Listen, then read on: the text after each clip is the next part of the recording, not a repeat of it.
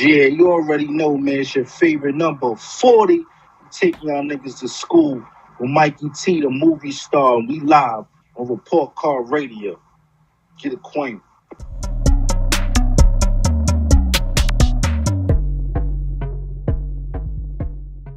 40, I appreciate you taking the time to join me tonight on Report Card Radio, man. Nah, thanks for having me. You know, obviously right now it's a hard time for everyone, but in the past few days, the untimely passing of Fred the Godson has really made me put things in perspective, man. Bro, that shit was crazy, man. Yeah, man. Could you take me into your reaction of Fred's passing? I mean, we got wind that like he was in a hospital because of the picture that was posted on throughout social media, and I knew Fred for having like a asthma. He had asthma, like a bad case of it, because he used to have like an asthma pump and shit. So when he had it, I figured he'd have a harder time than most, but I didn't figure like this would be the outcome. Like, it really woke a lot of us up. You know what I'm saying? I hear you. I hear you, 40. On social media, you posted, when I first started rapping, I learned a lot from Fred the Godson. Could you tell me about when you first met Fred? Oh, okay, cool. This is real. I had did a quick bid. I mean, I went to jail for like a year. It's the only time I did. I came home. I always had dreams of rapping and everything. And on my block, I bumped into this guy named I think his name was Terrell Blair, and he was taping some dudes rapping. So as an aspiring rapper at that time, it wasn't never no platform like how YouTube is. Nobody pulling out camera phones at this time. It make you feel old, but it's just like the scenery. Like the only way to get your name up was to battle in the street. Now, what's interesting about what I'm saying, it's a clip on YouTube. If you type it in, I guess the title would be 40 cal hood ciphers. I think that's what it's called, hood life ciphers. And it would be you'll see Charlie Clips, and you'll see me, you see Fred the God, and that's really the first time I ever met him. And when I met him, they introduced me to the way they promote. And what's ill about it, they was on a block. It was him and another dude. Shout out to VA Slim. I definitely want to holler at him. I don't know what happened to him. To me, he was just as nice as Fred, but Fred was the dude after a while. But that's just another story. But it TBM, I don't know if people know, was Fred the Godson and a dude named VA Slim, Virginia Slim. And he had like a back and forth type of Styles and Jada thing with him. And they had the punchlines that was crazy. So I never see nobody do it 2-on-2 like that. Like, I'm talking 2003, 2004 on the street, just going in. So it inspired me like, this is what y'all do. So I wrote a bunch of rhymes so that, I actually clicked up with they whoever was funding them. I think it was a nigga getting money in the street, somebody that had money. And he just was like, yo, you know what? Come mess with us. We're gonna go, I don't know if I could curse, my bad. So I'm just saying, but he said, yo, come kick it with us, and we're gonna go like to different spots, and we're gonna pull up, and we, and showcase our talent. So that's all we did. And we did that in a number of places, like in the Bronx and in Harlem, just hopping out. And we learned that's how we found out who the other rappers was in the neighborhood. And that's how I first met Fred the God. Damn, that's dope, man. That's dope. Because I was going to ask you what brought you guys to the point where you guys were going from hood to hood promoting your music. yeah, like I said, they had somebody that was getting money in the streets, and I guess he had aspirations of having of making a label. Shout out to my dude Black. You know, I don't know what happened to him, and he just was like, "Yo, look, man, this is how we gonna do it." And we that's how we met people like the Charlie Clips early. How we met Loaded Lux and T Rex and all that, because they was the dudes that had a name for the areas that they're from. What would you say was the biggest key that Fred gave to you? Oh, this is crazy. Him and VA Slim, right? Like I said, TBM. That was the name of them. They had this what they call a developmental deal from Shady Aftermath. I never knew what a developmental deal was. You know what I'm saying? But that's what they had signed to. You know, to me, Shady Aftermath was a big thing. You know, they had 50 Cent at the time doing this thing. So it was like, yo, we got this deal with them. So I guess that meant they got the beat package or whatever. So they gave him some beats. I swear to you, they did like a 10-track LP or whatever over all the beats that they got from them. This was the best shit I ever heard.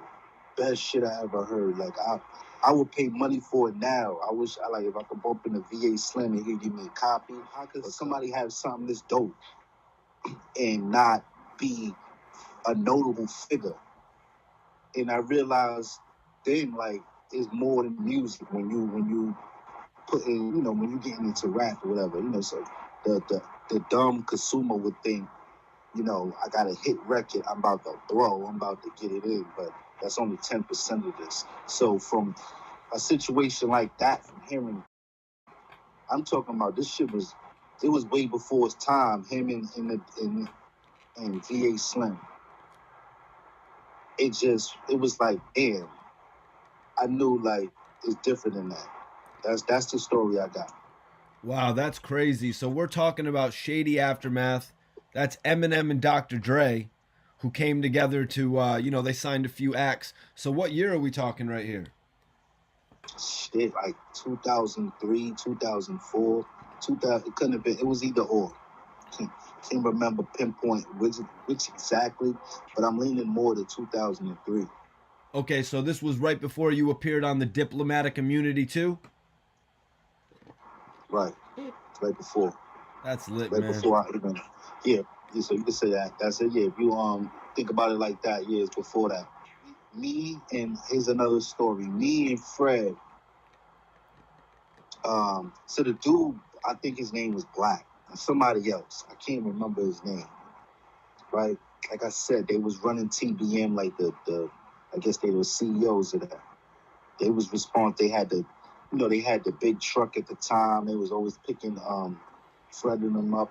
And so when we pull up, you know, it's what they call a movie. They had like, I guess, two trucks. When they pull up, they hop out the back and just start spitting and be like, ooh, who these dudes? So one time it was me, Fred, and VA Slim, and they picked up T Rex. So we went to a studio in the Bronx. So we in front of the studio and we rapping for some reason. We just straight exchanging verses. A nigga came out of nowhere and tapped me. He said, y'all, you think I can get in this cipher? He was like, all right, cool. He just started spitting. He went long, like 3 minutes. Now, T Rex was the dude that was known for doing that. So he was there. So he exchanged verses back. Then the dude went back. Next thing you know, it's like they was doing their own little battle. They're going back and forth. T Rex and the other dude. T Rex and the other dude. Giving them bars. It's to the point we like, yo, who is this dude? We find out later that dude is named Reed Dollars. That was crazy. everybody learn from this and realize, like, it is crazy out there, and we always lose the good ones. Sad, but 40, I'm glad I finally got the chance to speak with you, man. I just wanted to ask, how did you first become associated with Dipset? oh, story a little simpler. I'm from 140th and Lenox, and I'm from the same building as Cam. So I just met him just as he visiting home, and caught wind of what I do and how I do, and put me on. So, what led to your eventual signing? I know you were first featured on Diplomatic Immunity 2 on a self-titled track. I never really signed. I just was always affiliated. The ill shit is the fact that I wasn't signed to them. I never knew what my affiliation was. It took one day that I got a call that everybody's about getting on a bus, and it was like, I was like, oh, all right. It was like, where you at? I said, I ain't trapping. Do what I do. And they responded, well, your whole picture is on the bus. That right there let me know, like, oh, it's really real. I had a whole tour bus with my face on it and a whole diplomat. So I knew, like, yo, I stopped what I was doing and that was a wrap since then. You know what I mean? What was it like getting the chance to build with these guys like Hell Rel, Uncasa, Joel Santana? It was hell at first. I was like one of the newest dudes, and going on tour, it was like Cam made it so that, like, yo, me, Hell Rel, and I guess JR would like we would spar with each other. That's how we keep our our sword sharp when we do this lyrical jousting. You know what I mean? So we would always spar. He would always make it like a civil rivalry kind of thing, but everything in all friendliness. And then me and Jewels was like neck and neck on tour games. Like we would we would terrorize each other at night on tour. Like we was on some shit like that. So that's how it was. But everything was love, man. It was tough love when you mess with us. It wasn't nothing of like everything was like, if you only know us, you be like, damn, they some foul dudes. They taught me a lot. All right, 40. So let's break it down. You signed with you said you didn't officially sign with Diplomats, but I believe Jim Jones was Diplomat / Koch. They had Joel Santana, Def Jam / Diplomats. You took your first album, Broken Safety, Diplomats / Cleopatra Records. Could you explain that? Right. With when I first with Diplomats, we had the mixtape. You could say like it was a mixtape game, and it was a lot of money into it. It was the underground way of selling albums and CDs and shit.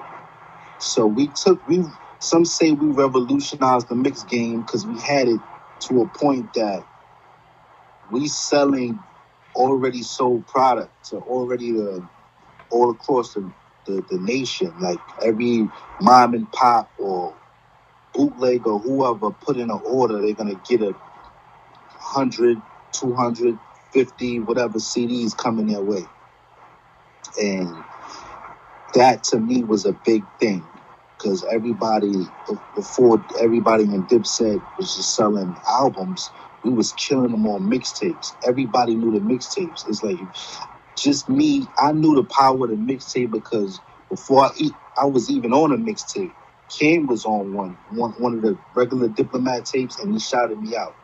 That shout out got me 10 calls, 10 phone calls, like, yo, Cam shouted you out, yo, this and that. So to actually get on the tape was crazy. So to put my own tape out with Duke the God, he was the dude that that controlled all the mixtapes and stuff like that.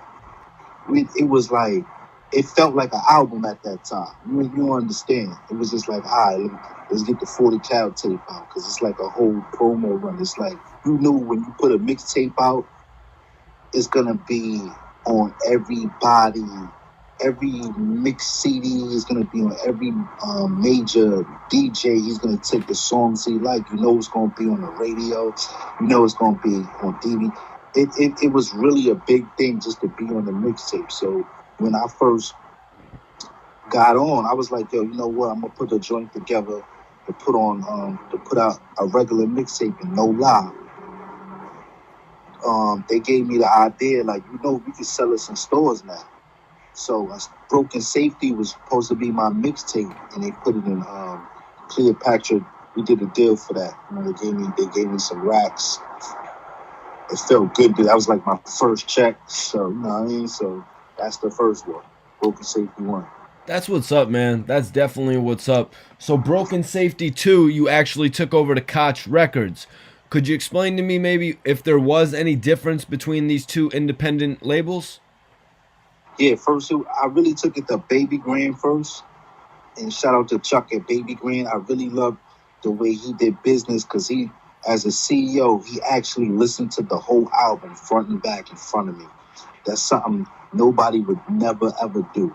They might skim through an album, but he actually listened to it front and back with reactions and everything. To me, it was mind blowing. The problem with doing business with Baby Grand, because they were actually blowing up. They had a lot of stuff going. They actually put out a gold record right before me. I had on Broken Safety 2, I had all the Diplomat artists on there. And it was an extra fee for any label if you're gonna put out an album with you know, that's Diplomat branded, because it's like, to me, it's like a cheat code. I mean, Cam knew this already. It's like a cheat code. I got all the Dipset on there on this new project, fresh new music. You know, you're gonna have to pay extra. The way it went, I don't think Baby Grand couldn't fund that bill, but Koch can. So that's how it came under Koch. It actually was like a better move anyway, because Koch was already used to dealing with Diplomat music. So I want to ask you, 40, I want to ask you, did you ever get the chance to meet and build with Dame Dash? And if so, could you remember it for me? Yo, I met Dame one time. I'm not going to hold you. He probably don't remember. I actually met him more than once. And I know I didn't leave a lasting impression. It just was like, yo, what up? My name 40. Oh, yo, what up? It was that quick, you know what I'm saying? I ain't get a chance to build with him and be like, yo, I'm 40 cal, I'm telling you this is what I do. Look at this and that. I'm down with you. I assume he either know, or it's just like, if you don't know, that it shows like, yo, bro, maybe I ain't doing enough. Who knows? You know what I'm saying? That's how I feel. So was that actually around the time when Dipset was brought over to Rockefeller? When Dipset was brought over to Rockefeller, I became down with Dipset like around the time they was kind of leaving Rockefeller. That's kind of when I got down. I didn't get a chance to be in the studio with Jay-Z in Cam there. I think my boy J.R. Ryder had. I ain't make it. I got down with them when they was like, yo, listen, we do our own thing. And, you know, that's just what was the vibe at the time. I wanted to get your response to Cassidy and what he was saying, putting your relationship with Dipset into question. Oh, that's just Cassidy being Cassidy. This is the same dude that says stuff like he's 5,003, 5,003 and 0, whatever, something like that. Like he has 5,003 battles and he 0 losses. So I can't. The believability of even saying something like that is like, I don't know. I don't know. We just had a whole conversation about the stuff I did with Dipset. Facts. Did you ever run into Cassidy while you were with Dipset? Yeah, Cassidy. I spoke on that. He came in my studio a few times. Yeah, because I know Cassidy was around Dipset back in those days. Yeah, we cool. We knew each other. We did business and everything. But in battle rap is a very competitive sport, and I play to win. So it's nothing personal. It's just that I play to win, and we was cool, but I don't hate him. Nah, I feel you, man. So you're in saying that you think that we're gonna see the Cassidy and 40 Cal battle maybe 2020 or 2021. Yeah, if you don't duck it, if you don't duck this smoke. If not, it's cool. I'm not going to bring fire to somebody that don't want it. So we just gotta make sure he want it and the fans want it, and we're gonna bring it. But what about the idea of potentially rapping against Cassidy on a beat? I don't think that would be proper for the two of you. I'm prepared to do whatever how he want to do it. Um, I always felt I'm better. I was better than him, and what better way to prove it and for us to battle? You know what I'm saying? For a lot of people that was fans of mixtapes from both of us or of the era where we're from, I'm here for what the fans want. I see a lot of people entertaining that, and whoever the powers that be, you can just make it happen. Right now, we at a point where a lot of stuff is at a standstill in terms of like, especially like a heavyweight battle. Me and him battle is gonna that'd be considered like a heavyweight battle. So, if we gotta to figure out how we do a battle like that would be a question that we can't answer. It would be how soon is the outside gonna open up versus how quick they gonna do online battling and get it to a point where it monetized. Facts. You know what I'm saying? Yep. Because I think the two of you guys would definitely need a crowd. Could you explain to me how you got the chance to feature Nicki Minaj on Drama Season? Nah, it's just it's a little simpler, man. She was Nicki Minaj, met her in Queens. She put me in one of her first videos, like a hood video she did. And shout out a dude named Bundy Crumb. He had a studio called Fire and Ice, and basically she recorded the record that I did the video at that studio. And when I used to go to the studio all the time and record, and she came one time and just was kicking it. I don't know why she came. I was like, "Oh shit, what's up? Can you do a hook for me?" She was like, "Yo, sure, whatever." I was like, "I need you to like sing it." She's like, I don't sing." Like, "You don't sing? What you mean you don't sing?" I'm like, "Nobody sings. You gotta like rap sing it." She like, I did the reference.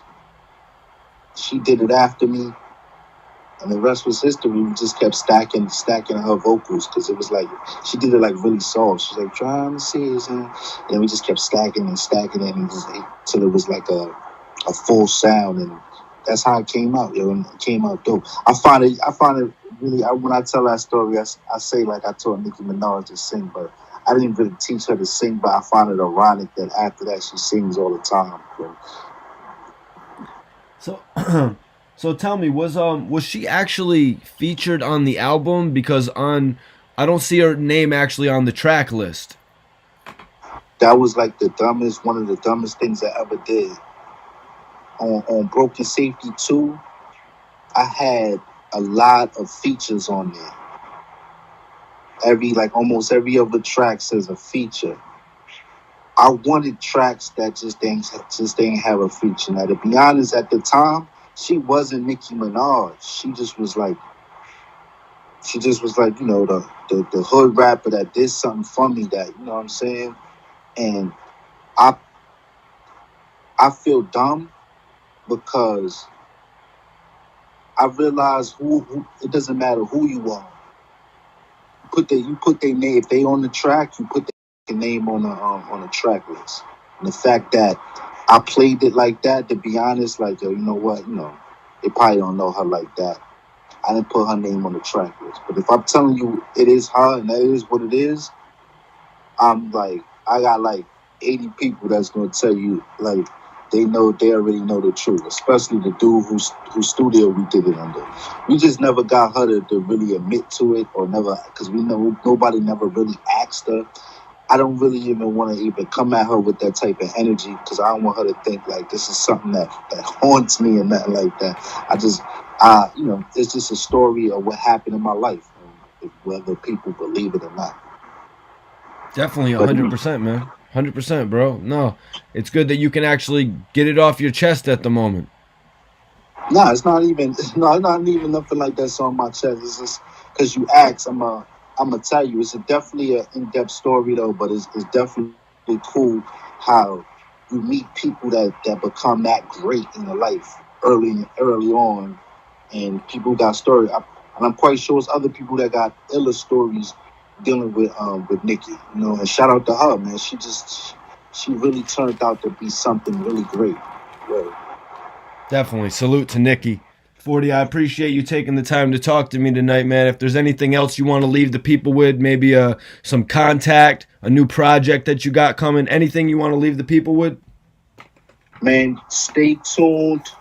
You catch me on Twitter there all day, FORTYCAL. That's 40 Cal spelled out. I'm on Instagram. It's 40 Cal. It's 40 CAL. And I'm on YouTube, The Real 40 Cal. We're gonna start putting out a lot of content on there.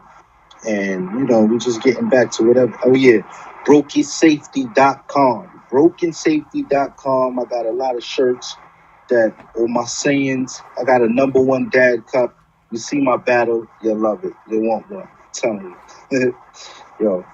But like I said, man, Mikey T, the movie star, man, good looking for having me. You know what I'm saying? And y'all know Report Card Radio, man, get acquainted.